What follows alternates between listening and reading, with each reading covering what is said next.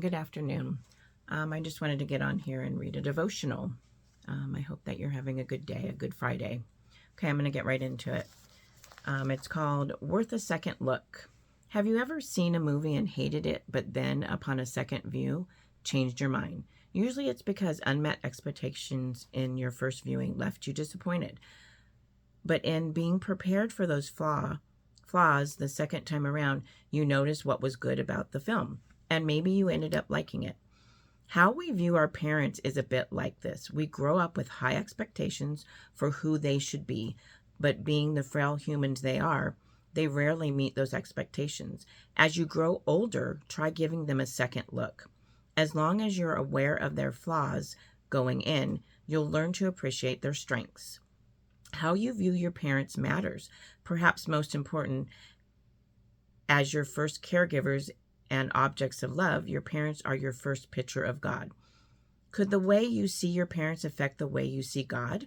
Maybe your parents aren't the only one worth a second look. Honor your father and your mother so that you may live long in the land the Lord your God is giving you. Exodus 20:12. So I want to just talk a little bit about, you know, you don't get to pick your parents. They are who are going to be your parents. There's not a discussion with you as to who your parents will be. Many people are not really too pleased with who their mom and dad are, or even their siblings. I think that family can be very difficult. And I really think this is a really good devotional because it kind of allows you to maybe step outside of it and think, that we're human and we're going to make mistakes. You don't get a manual when you have a child. And you do make a lot of mistakes. You can be a self-centered parent. And maybe it has to do with past things in your life. Maybe it has to do with how you were raised. Or maybe you didn't have a mom or dad. You were adopted. There's just so many things that come into play as to why your parents are who they are. And yet, even with all the flaws, there's strengths and there are good things. And I think that it can really be hard. I think that I still struggle with, having a critical spirit and being judgmental. And I don't want that. That's not something that I want to have. And I do struggle with it and I do pray about it. But I think that it's really important that we can just love people right where they are at. And, maybe to look at ourselves and the things that we want to do differently. I think that that can be a good thing. I think that it is important to be honoring to the people that were in your life. They gave birth to you. They did love you. They wanted to love you. And maybe they didn't love you in the way that you needed love. Your expectations of that. And maybe many things did go wrong. And I think that that can happen. You have those issues and how you see your parents and how you received love and care, maybe not in the way you wanted to receive it. And maybe that's still a struggle as an adult.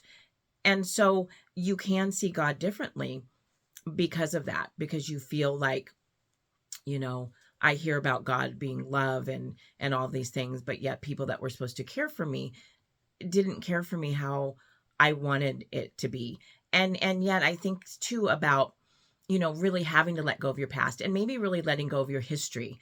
And as you become an adult, you can really, you're allowed to set boundaries. You don't have to hang out with your parents all the time. You don't hang out with them. You're living a different life, as in, you've moved out and you're raising your own child, whatever that looks like. Maybe you're single. I don't know. But I just think that it does deserve a second look, that we can always relook at a person, at how we feel about, God and his love, a friend, a relationship. And I do love the parallel here about a movie, because there's been many times that I've watched a movie and I have disliked it. And I have gone back and watched it years later and thought, why did I dislike that? Or I see so much good out of it, that I changed my mind about how I feel about the movie. I think everybody deserves a chance to for you to relook at them and see the good things. Yeah, I think going in, that's so really good that they said, you're going in to this relationship, their flaws. And so since you know them, really, is it that big of a deal? So they're going to do this, they're going to do that, that you can maybe see some of those strengths and some of those other things that you can appreciate as you're older. I know there's families that don't speak.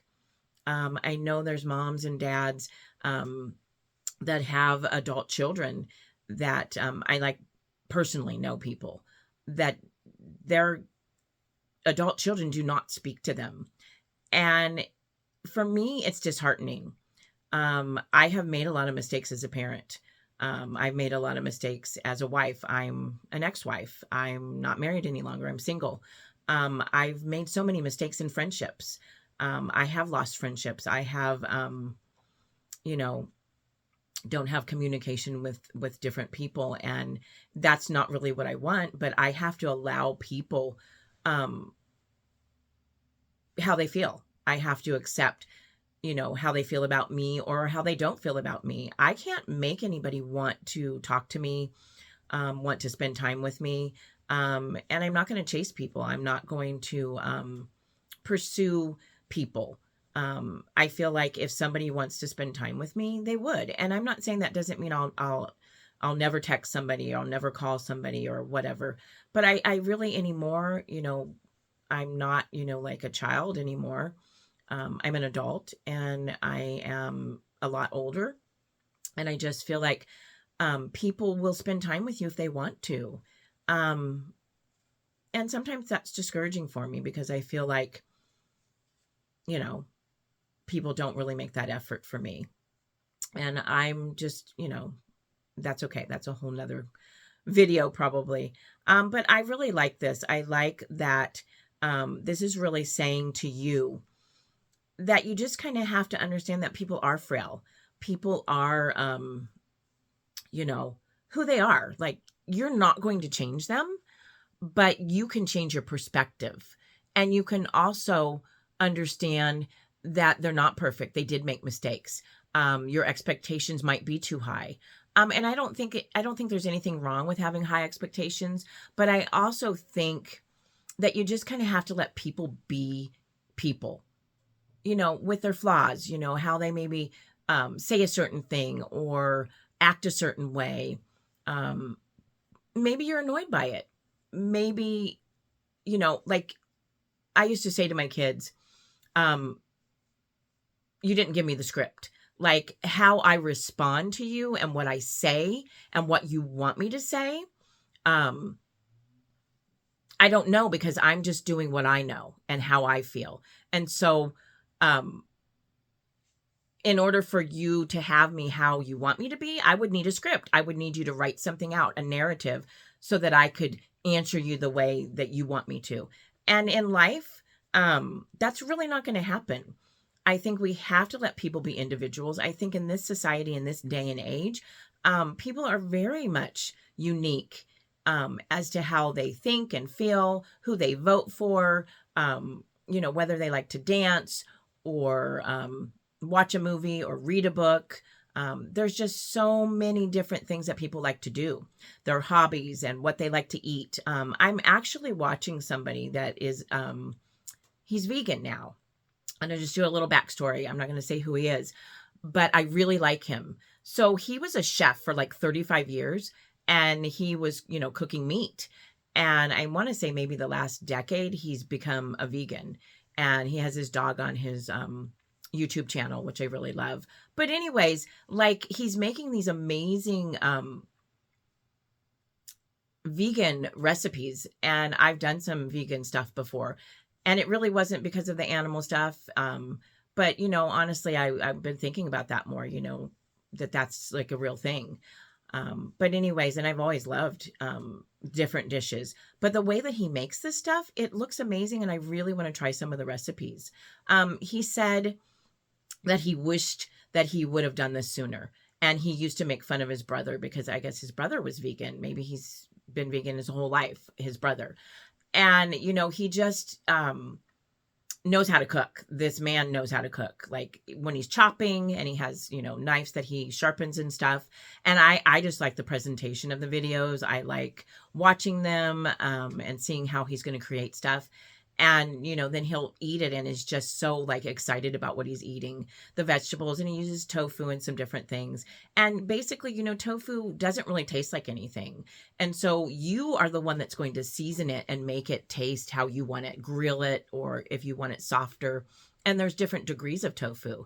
Maybe I'm getting a little off track here, but I just kind of really want to investigate doing that again. Because I really want to incorporate more vegetables in my life. And I want them to be flavorful. I want them to be, delicious. I don't like boring food. And you when you're on a budget, it's a little difficult. I really make a really good ratatouille, and that's vegetables. It's tomatoes and onions and zucchini and eggplant. I don't always put the eggplant in it, depending on if I can get it. And then it's in a tomato based sauce, and you bake it, and it's so good. I haven't made that in a while, but I also really want to make some other new recipes like smashed tacos with lentils. And there's just a variety of things. And when I see these recipes and I'm watching them, sometimes I'll watch them at night after I get off work. And I want to just cook, but I don't have, any of those items to do it as far as the vegetables and stuff. But maybe this weekend I can get some things and maybe make a new recipe or two. I do like easy. I don't want to be in that kitchen for hours. I think it would be really cool to do recipes that are 30 minutes or less, and then no more than an hour with like baking or stovetop. But I would enjoy to do something like that. But anyways, back to your parents and how you see them, and to really just take a second look and really be just take that critical spirit off, take the judgmental spirit, and take away some of that history, some of that disappointment and expectation, and just let them be just like you are. I think oftentimes we can stop a relationship or stop blossoming in an area because we have expectations that are just beyond what can really ever happen in that relationship. If we can just let go and just let them be who they are, and you be who you are, and just kind of be accepting, and you're not going to change them. And yes, you can have boundaries. You're not going to hang out with them all the time, but be that person that maybe sends a text or sends a call, or when they visit, just allow them to be who they are. And really, you're going to have to say a prayer. You're going to really have to look to the Lord and do some journaling and ask him to help you. Because relationships are not easy, and you're never really going to get back what you lost back there in a relationship with your parents, with a sibling, with, a spouse that you no longer are with. You won't get it back, but I in some way think it will be better if you can step back and you can say, I know about all of this stuff. I know about the flaws. I know about the frailties. I know about the disappointments and the expectations. If you can just kind of let those things go, I think it can change your perspective. It can change your heart. And really, that's where you need to go. Where's my heart? How am I feeling? Do I have resentment? Do I still have unresolved things that either I know I can't talk to them about because they don't understand it or see it in the way I do? Then you really can talk to God about it. You can journal about it. You can have an accountability partner or friend that you can talk to with and say, I don't know what to do about this, or this is how I feel. I mean, I think you have to be careful because people don't always understand where you're coming from. And those hurts, sometimes they're not going to be the one that's going to help you to heal. You could have another really good friend that's going to be able to come alongside and you're going to be able to talk about it. I'm an out loud thinker. And so for me, talking out loud with a good friend or talking to God out loud really can help me to heal inside and not hold resentments and not be angry, because I can own my own anger. I can own my own rage. I can own my own sorrows. And then I can give those things. I don't want to hold on to them. I don't want to get stuck in those things. I'm going to have to release it. And, I am a believer. I do believe in God. I believe in God, the Father, Son, and Holy Spirit. And so I can give those things to him. I can give the mistakes I've made in my relationships, in raising my sons, in my friendships, in, my marriage and my marriage to my husband. And now, being not married, being divorced. It's a new season for me, and I'm growing and learning. And I just want other people to grow and learn. And I really was going to do a video about love and romance. And I probably will do it in the future because I really do love. And bottom line is, God is love and he's for us, not against us. And so I just want to encourage somebody that if you're having a hard time in a relationship, whether it's a friend or a spouse or a partner, boyfriend, girlfriend, with your parents, a mom or a dad or a sibling, that you would really take it to God, and you would pray about it and you would journal about it. And if you feel led, maybe write that letter that you don't send. You write down all of those things that you feel like, wow, I just feel this way still. And that you would begin to let go of the history and let go of the expectations and the disappointment. Because I think when you can let go of those things, you can have a better life now. You can be present in what you're doing now. If you are working full time, or if you're at home full time raising a child, or if you're in a new relationship, that all of these things in the past don't have to define you, and they don't have to keep you bound. You can do things differently, and you don't have to have sorrow for what you didn't get as a child. I know that's hard. I didn't have a lot of things that I wanted as a child, but I don't any longer hold on to those things or hold my parents responsible. I really believe they did the best they could do. And I now really believe I did the best that I could do for my sons. And I want to do the best that I can do for them as adults. And I want to do the best that I can do for my growing grandchildren. I am so relational, and I'm family oriented. I really do make a choice to love everybody, whether they love me back. That's their choice. Whether they communicate or want to have a relationship with me, again, that really is their choice. And so I'm not going to chase. I'm not going to pursue, people and relationships. I do know a lot of people, and I do have some very close friends, and I am very thankful. But I can't force people to want to spend time with me. Sorry, I feel like my bangs look weird or not the way I want them to. But anyways, I'm trying not to move my hand so much. I have a little fabric pumpkin so I can hold them, or hold the pumpkin, and maybe not move my hands around so much. I don't want to be distracting people while I'm sharing. But I just thought that was really good. I just want to encourage people in their relationships, because honestly, I think the most important thing obviously is God.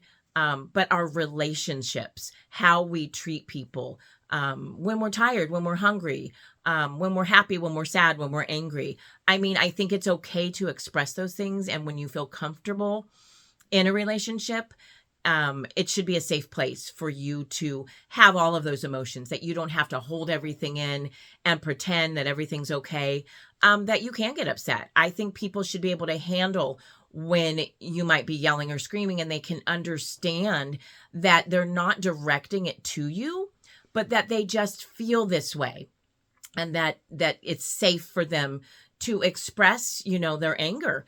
Now, if a person is angry all the time and they're yelling and screaming and getting upset when they stub their toe, and when this happens and that happens, and it's elevating, and they're always yelling and screaming, and it's a constant thing, they're always triggered.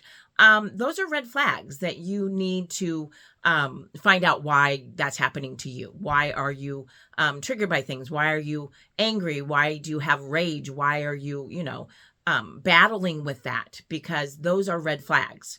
I've had those red flags in my life, where I told you before, I was working, cleaning, a gym, and then a smaller gym, a 24-hour one. And I got triggered and I would lash out at people. And thankfully I got the opportunity to apologize to these people. But you need to really do a inventory check. What's going on inside of me? Why am I triggered? Did I not get enough sleep? Do I need that caffeine? How am I eating? How am I sleeping? Who in my tribe and in my relationships, do I feel angry at this person? Am I upset that this didn't happen? Am I disappointed? Have I spent my money? And what are the triggers? Why are you feeling the way you're feeling? And I think that it will help. I think that you will be able to manage those things, because we do have emotions, but you have to learn how to manage your emotions. And that doesn't mean you never yell, you never scream, you never get upset. We're people.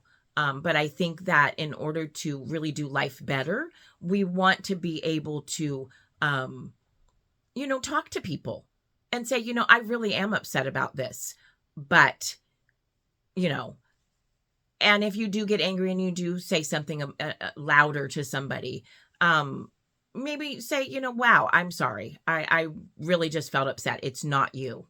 Let's be prepared to, be transparent and vulnerable, but also be loving and be kind and be, able to accept yourself and accept others when maybe they're not acting the way we want them to. So just a little bit of a, I don't know, maybe hopefully encouragement to you in your relationships, in your life, and how you deal with things, and why you're acting a certain way.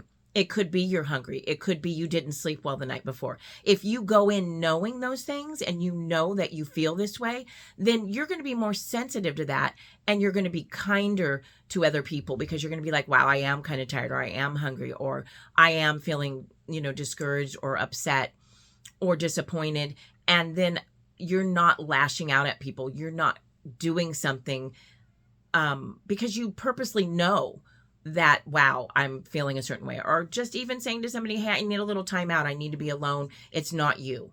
I don't want you to, take this personally. I'm just going through something right now. But if it's months that's happening, then again, it's red flags. You need to have a talk with somebody. And it may be a really good friend. It may be a parent. It may be a sibling. It may be a counselor, and you can do counseling over your phone. I think there's like a BetterHelp counselor. You can go and see somebody, in person. You can make that time so that you can have a better relationship with yourself and with others. So I guess that's all I want to say. I know this is a little bit long, but I just wanted to share some of my thoughts about all these things. And I hope it was an encouragement to you. And I hope that you can make those steps forward. Get a piece of paper and put pros and cons of, why you want these people in your life. Because I really don't think the answer is to write people off. I also have friends that, family, adult, sons and daughters are not speaking to them, and they're not even getting to see their grandchildren. And I think that's hard, because though we do make mistakes as parents, and though they may not believe our beliefs and stuff, I don't think that's the answer to cut people out of your life, especially your family, your parents, and to take away, not getting to be a grandparent. I really am so thankful that I've been able to be a part of my sons and my daughters and my grandchildren. It's really important to me. And I can't get around to see as many as I would like to, because I don't have a vehicle. So it's just so important. Relationships really do matter, and how you feel about them matter too, and how you feel about yourself. I really believe you have to love yourself first in order to love others. And so that's what you have to work on. You have to start with yourself. You have to start loving yourself and giving the time you need to yourself.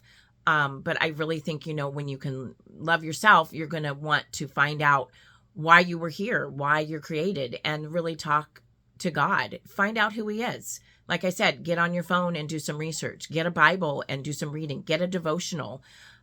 Get instruction. Look in Proverbs. Get encouragement. Look in Psalms. It's just good information. and it really will guide you and help you. Okay, I've said enough. You have a good day. And I might do one more outside. I really love doing those ones, but blessings. Okay, bye.